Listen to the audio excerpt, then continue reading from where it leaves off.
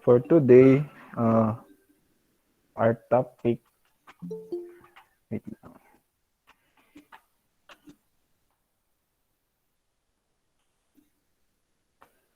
is about theory of errors. Wait, nako akong kuan.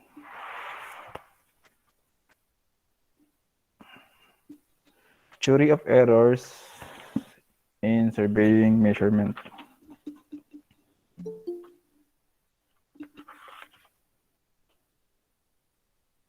Oh, wait lang.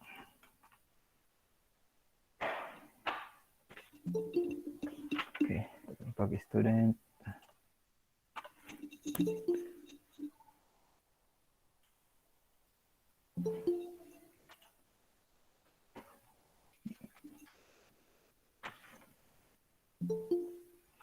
Oh no. Wait lang, daghang pag-student. Coming student. Okay. So first, let's define measurement. So what is surveying measurement? So when we say measurements in wait lang. Okay. So measurement is the process of determining the extent, size, or dimensions of a particular quantity in comparison to a given standard. So it is concentrated on angles, elevations, timelines, areas, and volumes. So there is a survey, we just focus on kanina mga part about elevation, angles, areas, and volumes. So mauna ang main concentration nato in measuring in field of surveying. Okay? Then measurements are never exact and they will always be imperfect no matter how carefully made. So to. Okay. So naadjud siya error, no? Dili siya 100% accurate or perfect. Okay, mas kung saan na to siya measure, naadjud siya error na gamay. Then the physical measurements acquired are correct only within certain limits because errors cannot be totally eliminated. Okay. So, klaro na siya na error. Okay. Then direct and indirect observations. So direct observation or measurement means a comparison of measured quantity with the standard measuring unit of units employed for measuring a quantity of that kind. Okay. So when we say direct observation or measurement, examples ani is applying a tape to a line, fitting a protractor to an angle, turning an angle with a total station instrument. So mo namang gitawag na direct observation. Para mag-measure ka gamit nimong tape, no, makita jud nimo kung unsa ang iyang measurement. O kaya pag gamit nimo ruler, nakigi-measure through ruler or mga scale, mao nang mga direct measurements. Makita nimo dayon ang kuan, ang units of measurement. Okay.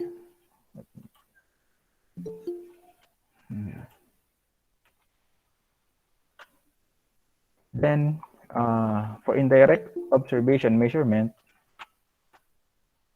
wait lang ito yung mga student.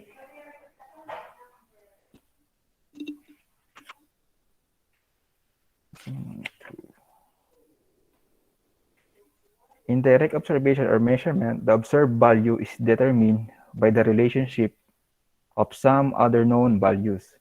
So this is secured when it is not possible to apply a measuring instrument directly to the quantity to be observed. So the answer is therefore determined by its relationship to some other observed value or values.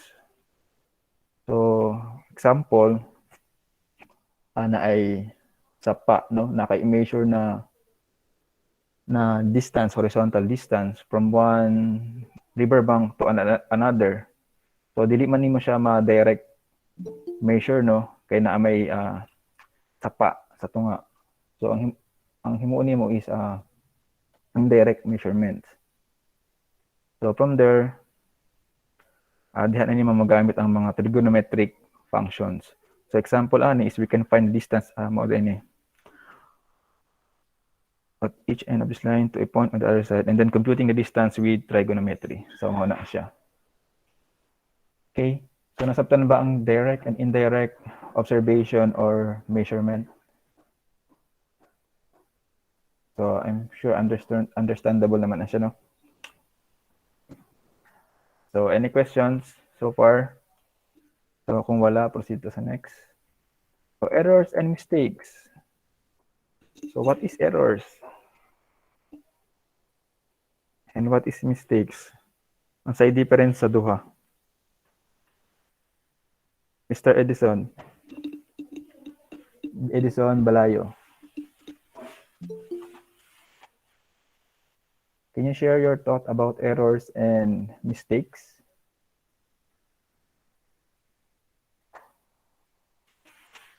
Yes, sir. Good morning, sir. Good morning, yes. So for me, sir, ang error, sir, is the difference. Kibali, duha ka measurement, sir, and kung nasa difference, so muna siya ang error. While ang mistake, sir, is inaccurate yun ang ihang measurement or wala yung sakto. Okay, so thank you, Mr. Edison. So, muna yung giingon, no? Errors are defined as a difference between the true value and the measured value of a quantity, while mistakes are inaccuracies in measurements which occur because some aspect of a surveying operation is performed by the surveyor with carelessness, inattention, poor judgment, and improper execution. Okay, so nasabtan.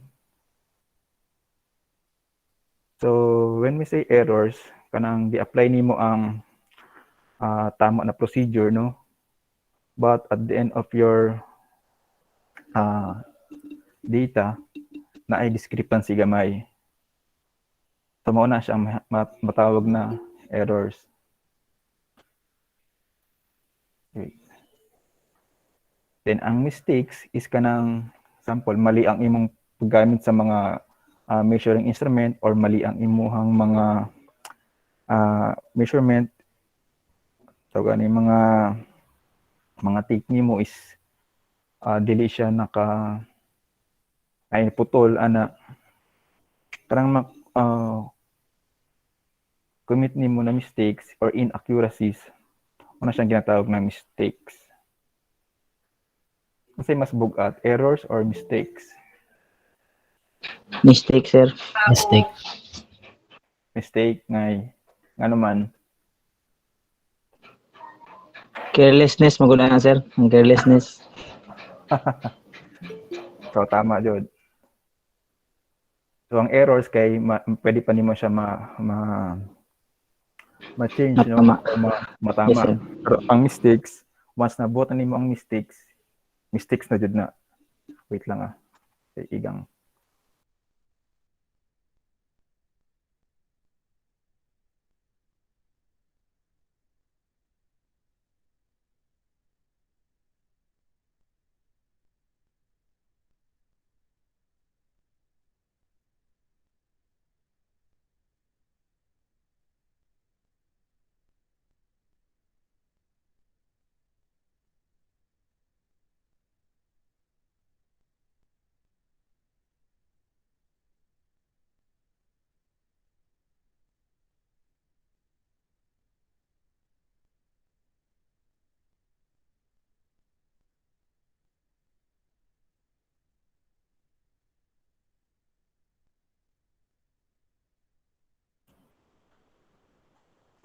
Okay.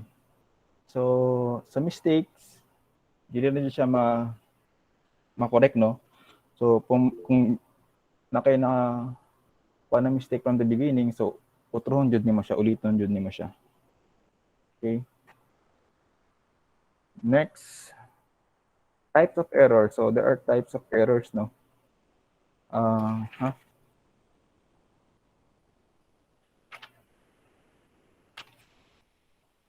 One types of errors is a systematic errors, is also known as biases.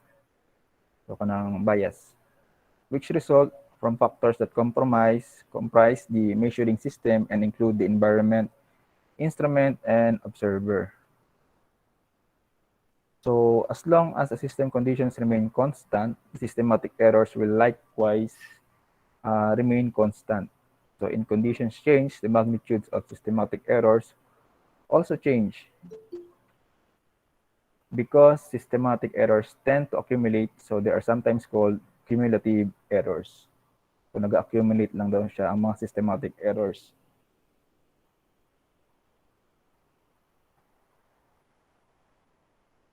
Another type of errors is random errors, which are those that remain in measured values after mistakes.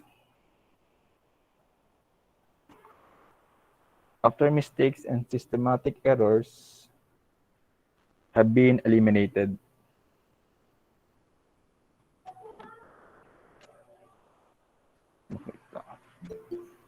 So they are caused by factors beyond the control of the observer. So it's obey the laws of probability and are sometimes called accidental errors. Okay.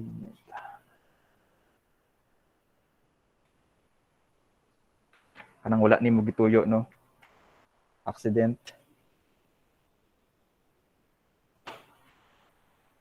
And they are sometimes called accidental errors. They are also known as compensating errors since they tend to partially cancel themselves in a series of observations. So there is no absolute way to compute or eliminate them, but they can be estimated using adjustment procedures known as least squares.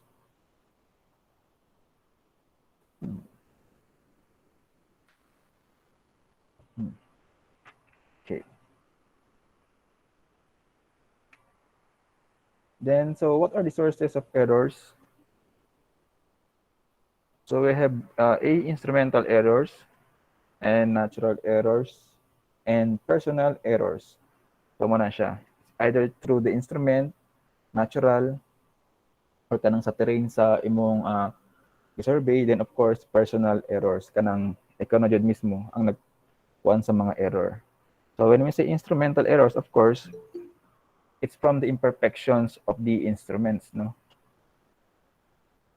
Used either from faults in construction or improper adjustments between the different parts prior to their use.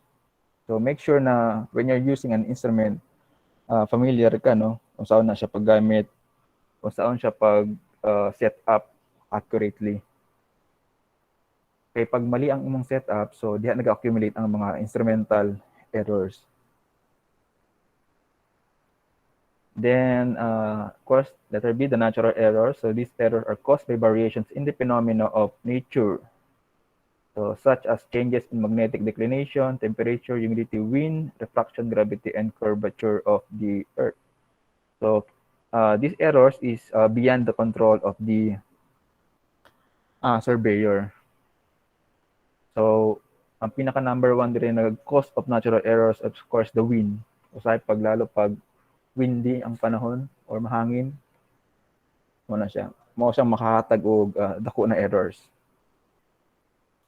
And of course, we will in the next lesson we'll tackle this error. So how can we control or at least eliminate these errors? Okay. So wag matakot magka-errors when you are conducting surveying or surveys. No, natural lang ang tanang mga errors is all natural.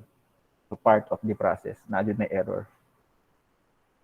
Okay, personal errors is these errors arise principally from limitations of the senses of sight, touch, and hearing of the human observer which are likely to be erroneous or inaccurate. So, example, pag target nimo, no, tanaw nimo kay, 5 ang imuhang nabasa sa imuhang sight. Pero ang isa nimong kapauban kay 6 man iya nakita, and another isa kay 4 pod. So, mo nang ginatawag na personal error. So, depende na sa pag-sight. So, dapat ang imong mata is very clear vision. You have a clear vision. walay mga obstructions sa pag measure nimo gamit tong mga surveying instrument, no? Okay.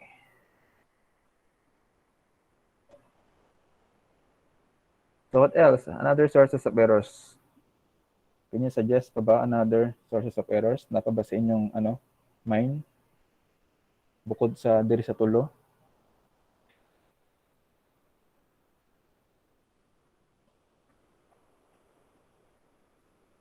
So wala na.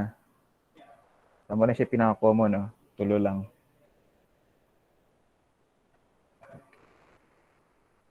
Appeal sa personal errors ka ng tawag ito, typo error. So, imbis na 6 imong nasulat, 5. So, part gapon siya sa personal errors. Okay. Next, precision and accuracy.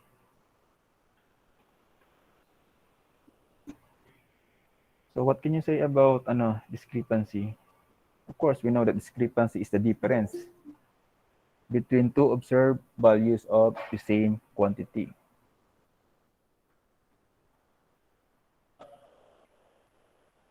And a precision refers to the degree of refinement or consistency of a group of observation and is evaluated on the basis of discrepancy size.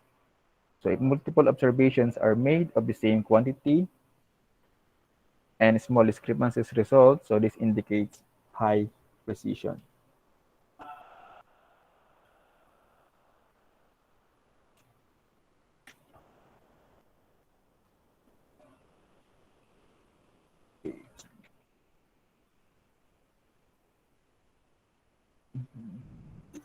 So thus, if a set of observation is closely clustered together, the observation is said to have been obtained with high precision. So accuracy, meanwhile, denotes the absolute nearness of observed quantities to their true values. Kanang accurate, kanang duol sa totohanan, mga anak, no? So let's see, pasabot sa precision and accuracy. So the difference between precision and accuracy is as follows. So kita ninyo ang target, no? Ini mga block is iyang mga target. So based dire, it has a good precision but poor accuracy. So precise siya kay halos dugol-dugol lang siya, no, pagka-target. But ang yang target is katingda sa tunga. So it is poor accuracy. So dapat mas duol-dure para mas okay ang yang accuracy. So kini po sa isa ka photos sa right, so it is a good accuracy but poor precision. Lagyo-lagyo, no? Dili precise ang iyang pagka-target. But good accuracy. Kay almost duol sa main target sa center. Okay? Nakuha ninyo? Yes, sir. Yes, sir. Then another one, so pining isa, good precision and good accuracy. So ang target yung center, so igo tanan di then tanan po iyang mga target is adjud sa center. So precise pa jud ang iyang pagka-target. So kining isa, lagyo-lagyo na, dayo pa jud sa target, so poor accuracy and poor precision. So sa surveying ang pod, no, nato yung mga telescope tung mga instrument. So dapat when you target the measurement, dapat in good precision and good accuracy. Okay? Eh kung ingani poor accuracy and poor precision, so puro na mo error. Puro na error ang result sa inyong survey. Mao na ang iwasan ninyo kining right picture.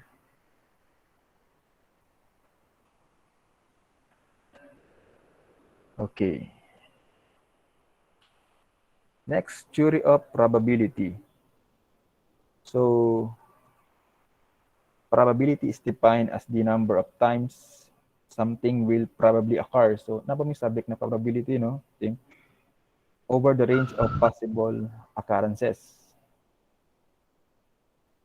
So it's very much involved in games of chance such as throwing the dice, tossing a coin, or in various games using cards. So theory of probability is basis for assumptions. So we have some assumptions for theory of probability. So number one daw, small errors occur more often than large ones and that they are more probable. Tama ba? Miss nababda.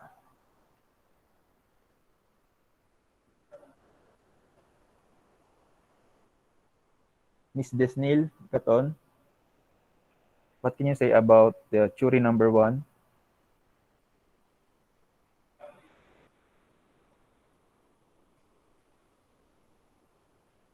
Desnil, are you around?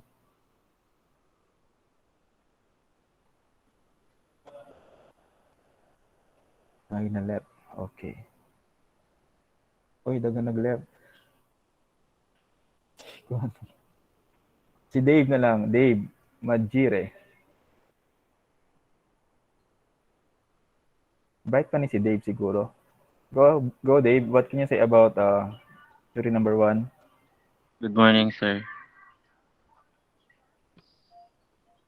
So, based on theory number one, sir, small errors occur more often than large ones, and that they are more probable. So, for my sir, for my stance, sir, kay if you are doing the surveying, sir, na kanang na kay instrument na tarong tapos less imong instrumental errors apil ang good pud ang natural weather Mm-hmm. og okay pud imong sir. So probable jud sir nga gamay ra imong error sir more than the more than the large ones sir. So mao pud ako ang sir maura. Yes, tama, no? So, kadalasan, no, when you're conducting your survey, so, adyan siya yung mga, small errors. So, kasagaran, mga ginagmay na errors ang mahitabo. So, panagsarang jud ang large ones na mahitabo during survey. So, tama si, Dave. Okay, for next assumption, number two, large errors happen infrequently and are therefore less probable. So almost connected sa number one, no? For normally distributed errors, unusually large ones may be mistakes rather than accidental errors. Uy, so na ay mistakes. Okay, what can you say about assumption number two? Daghan naman ang nag-left the meeting. Hadlock ko, sir. By the way, walay wrong answer dire ha. So it's just your opinion. So lahat na answer ninyo is correct. Okay? Okay, si Christopher. Nag-raise og hand. Ano sir, for me sir, ang large errors kay dili siya always mahitabo sa isa ka butang sa Yes. isa ka measurement. It's because like naman kay tawag ng mga instruments na or probable na ma-cause og kanang mabana-bana gud nimo ang iyahang katamaon sa Oo. isa ka butang. So dili siya kaayo mahitabo na magka large error ka kay pwede man nimo siya mapan-abana og there are kanang mga butang nga less ang iyahang errors. So ang kuana na sir is small errors are more frequently na mahitabo sa isa ka measurement. Yes, tama. Halos connected lang siya sa assumptions number one. Okay, nakaidungag, Mr. Edison. Good morning, sir. Nakoy idungag, sir. Okay, sige. Siguro sir ang large ones kay murag ang iyang mali sir is sa process, dili siya mismo sa data. Sa pag-process sa imong surveying sir murag diraa ang mali pag large ones na. Yes, correct po si Mr. Navarro, no? So it's about the process. So usually pag large errors na daw is dili na siya errors. Himo na siyang mistakes kay naa dito kay sayop during the process of surveying. Okay? So that's correct. Okay, let's go. O si Edison, napakay additional, Mr. Balayo. Wala na sir, okay na, klaro na sir. Okay na, klaro na. Okay, next assumptions, number 3. Positive and negative errors of the same size happen with equal frequency. Okay, that is, they are equally probable. So positive and negative, that is always equal, no? What can you say, Miss Pretzi Calves? Assumptions number 3.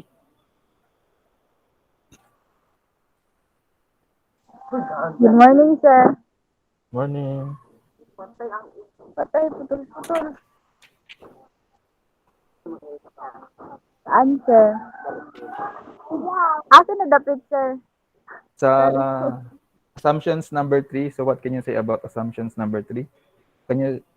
What you think, correct ba na siya na assumptions? Kuan, sir? Formula, sir, ha, kay pag kaning positive and negative errors kay, di ba, kanang pag survey na, tapos murag na ay ni sobra or na ni kulang, pero dili kayo sa as in dako or kanang dili kayo sa pre aning large errors na kanang sa sugod pa lang jud na mali na siya or sa process pa lang jud na mali siya. Dili sa positive and negative errors kay murag nang naalam jud something off dito sa pag-calculate or something nga kanang sa paggamit sa instrument, sir. Amo plus, sir, dili ko sure. Oo, no. So that's correct, no. When you have positive and negative errors, so dapat uh, sa data nimo dapat mahimo na siya balance, mabalance nimo ang positive and negative. So dapat dili na ma-affect ang imo ang overall data. No? So dapat they are equally probable. So dapat pareha sila kuan treatment. So kumbaga balance, kung positive errors dapat na negative, dapat mag-balance sila into 0, mga anak.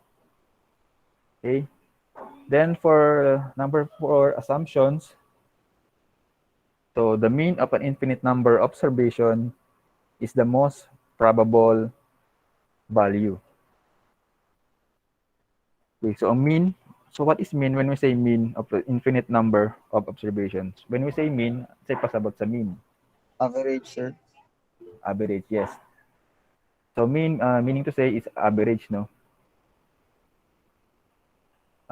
Is the most probable value. So, kunyari, daghang mga observations, lahi-lahi ang measurements. So, para maging probable ang himuhang value, kuhaon na nimo ang mean or average of the measurement. So, mostly, mo na may himo or steps na ginahimo sa tanan, no? Maski sa mga laboratory experiments, no? Kapag dili pare-parehas ang imuhang mga data na nakuha by experiment. So, ginakuha nimo ang average. So from average dito ginagamit na as nearest to truth na data. Okay? So although stated that the true value of any quantity is never known, its most probable value can be calculated. So if redundant observations have been made, redundant observations are measurements in excess of the minimum needed to determine a quantity. So this is computed as the arithmetic mean of the average. So mga tama ni Peter Ryan. MVP refers to a quantity which is based on available data, so which have more chances of being correct than has any other. So nakabase sa mga available data na imuhang nag-gather.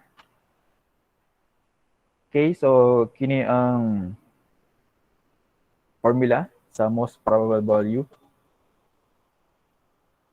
So, if you can notice, no, so average lang din siya. Gikuha lang niya ang average. Okay, so we have some example for most probable value. So, number 1, most of you ang uban naka-answer na sa assignment, no? Assignment number 1 na anay 5 ka student ang nag-submit o ilahang assignment. Anyway, you can resubmit if you think dili accurate lang inyo ang answer, no? So for number 1, examples, so a surveying instructor sent out 6 groups of students to measure a distance between 2 points marked on the ground. The students came up with the following 6 different values, so 250.25, etc. No? Assuming these values are equally reliable and that variations result from accidental errors. So determine the most probable value of the distance measured. So from our formula, kanina, kuha na to ang summation sa mga observed values for each individual measurements, then divide it by the number of observations. So 250.25 plus 250.15 plus 249.9 plus 251.04 plus 250.50 plus 251.22 divided by ilang observations? 1, 2, 3, 4, 5, 6. 6 or divided by 6. So what is the result? So what is the value of the MPV? 250.51. 250.51. So that is the most probable value of the distance measured. Okay? So, abtik si Johnny Hill Duway, no? Siya calculator daan. Okay, thank you. So, for number 2, at point Q, 3 angles are measured with the following values. So, 130 degrees, 15 minutes, and 20 seconds. So, familiar mo ba sa pagbasa sa mga angles? Degrees, minutes, and seconds? Yes, sir. Yes, sir. So, familiar mo sa pagkuan sa calcu pod, no? Pag-input? Dili tanan, Yes, sir. Oh, delete tanan. Okay, wait lang. Wait.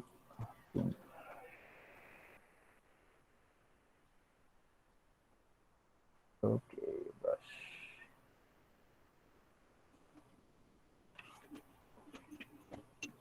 Okay, so the problem, number 2. So let's draw. So determine the most probable value of each angle. So of each angle daw nakuha na to. So let's say katong isa kay angle 1, 130 degrees, 15 minutes and 20 seconds. So wala may gibutang na direction, so let's assume na lang. So this angle, another one, that is 130 degrees. So let's say this is the angle 1, katong 130 degrees. Then another observations is angle 2, which is 142 degrees, 37 minutes, and 30 seconds. So 100 more than, less than 180. Okay. Balik. Lisod magsulat sa paint. Oy.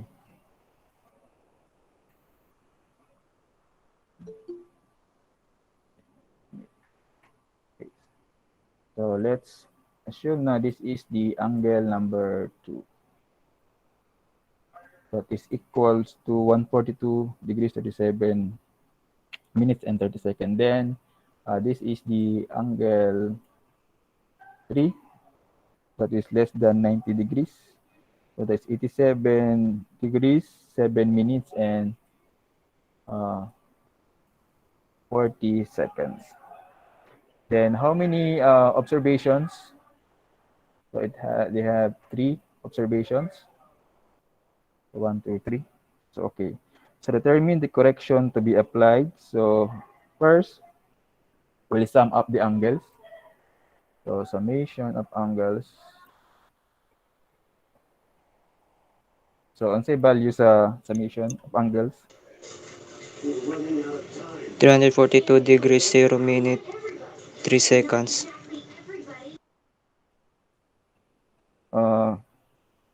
Kindly recompute. 130 15 minutes second plus 142 37 degrees second plus 87 degrees and 40 seconds. So equals to 360 degrees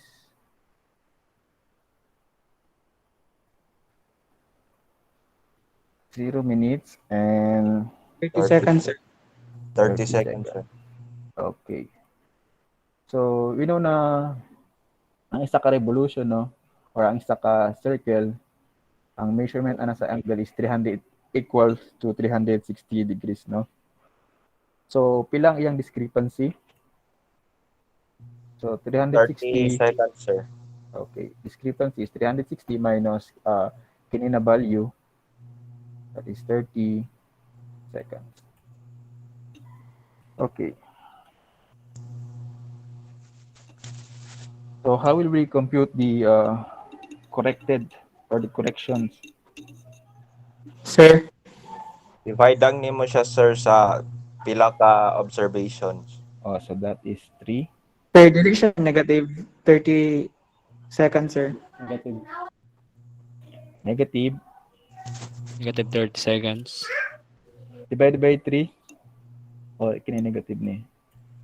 So that is the value is negative 10 seconds. So that is the correction to be subtracted from each observed angle. So para makuha nato equal to 360 degrees. So for the angle 1, Add lang siya kon, sir. Then, negative. 130 deduct. Eh sobra man tag 30 seconds. So i-deduct ninyo 130 degrees 15 minutes 10 seconds minus 10 seconds. So that is the MPB of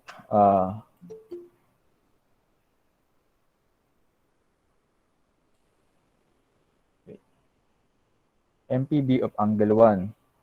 Okay, then MPB of angle 2. So ang pagkuha sa ilang MPB is individual, no? So for number 2, 142 degrees 37 minutes 20 seconds minus negative 10 seconds. So mao na ang value sa MPB2. Medyo lusog, no? Then for angle 3, walang gyapon. So that is the value of MPB 3. Okay? So klaro? Any question so far? Then for your assignment number 3 and number 4, so to be submitted sa LMS Canvas, no? So we have the observed interior angles of a triangle. So triangle are 35 degrees, 14 minutes, 37 seconds. B is 96 degrees, 30 minutes, 09 seconds. And C is 48 degrees, 15 minutes, 05 seconds. So determine the discrepancy. So discrepancy ang pangitaan for the given observation and the most probable value of each angle. Okay, so same sa example nato gayon na. And for number 4, measurement of 3 horizontal angles about point P. So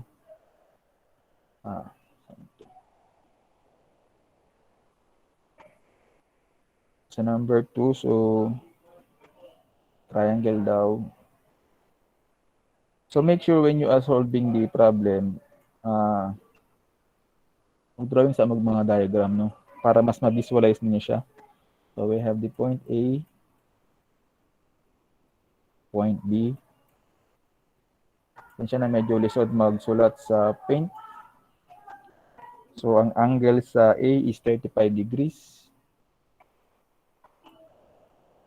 35 degrees, 14 minutes 37. Basta ka muna yung magbutang.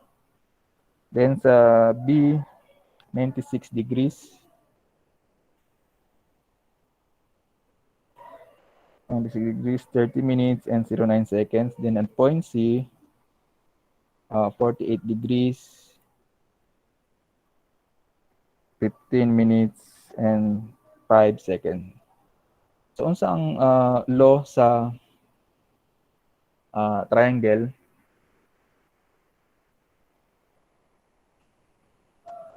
Pila dapat ang iyang total na angle by 180. 180, sir.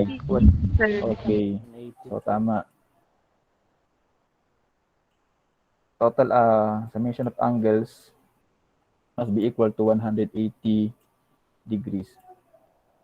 So trigo no? Na siya. Okay, for number 4, so muna inyong gamiton na diagram.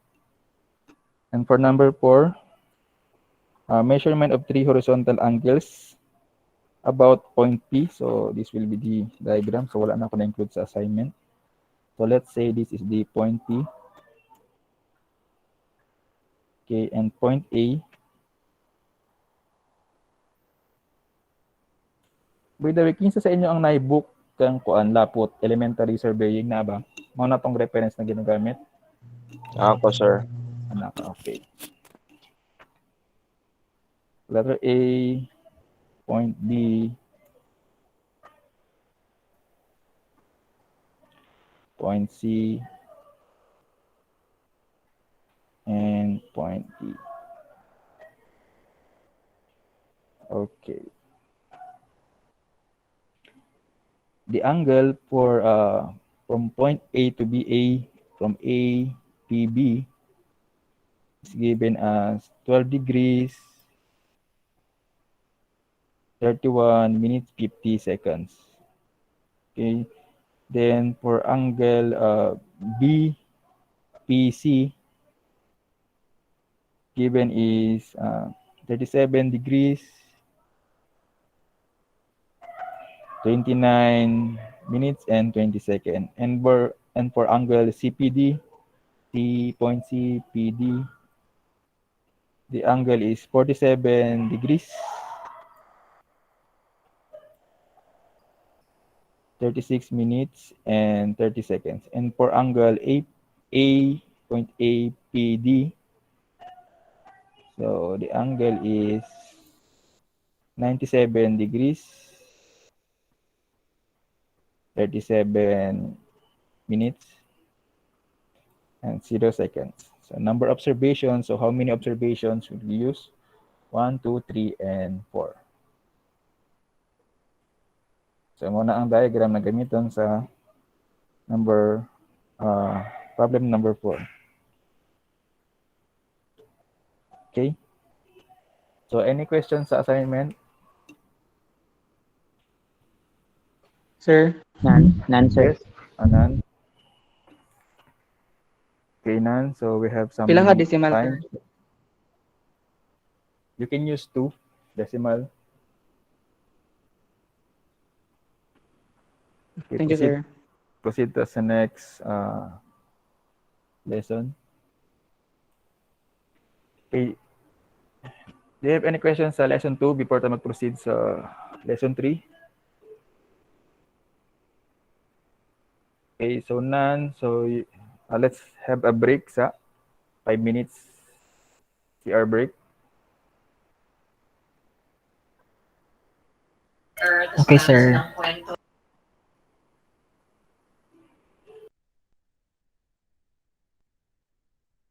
Balik ta after 5 minutes 9:48.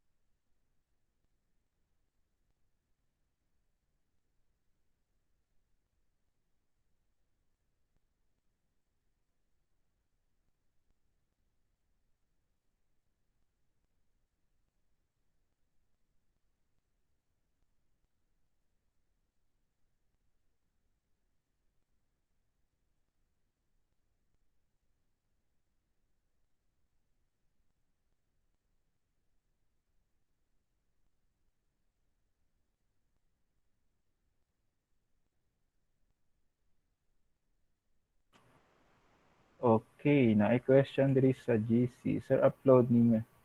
Yes, I think upload na ako ng lesson 2 kini na recording sa YouTube para sa mga wala ka-attend, no? Then, sir, triangle, di ba 180 degrees, then minus 2 nimo para makakuha ang degrees niya. Ha? Nasa minus 2? Kasi pasabotin mo sa minus 2, Jesselito. Minus 2 angles. Basta sa law of trigonometry, no? Summation of interior angles of a triangle is 100, always equals to 180 degrees.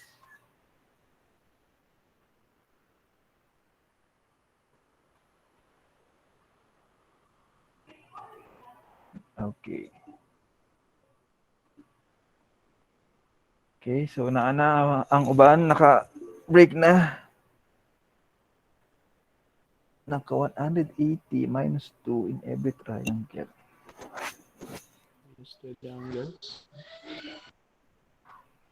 Can you elaborate?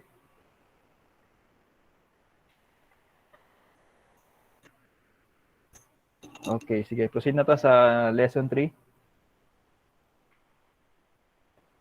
So for lesson 3, okay, Mr. Giselito naglibog po. Ayun, 180 degrees and minus 2. Oh, ito, correct na ka ni Christopher Lloyd Mercado. Yan.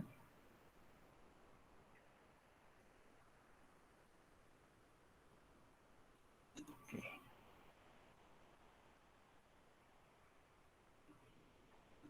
Okay, let's proceed sa lesson 3. So, measurement of horizontal distance. So, how you measure horizontal distance? Let's ask Mr. Kits Luis. Do you have any idea how to measure horizontal distance? Yun, sir, kanang distance by KC. Ay, wait lang.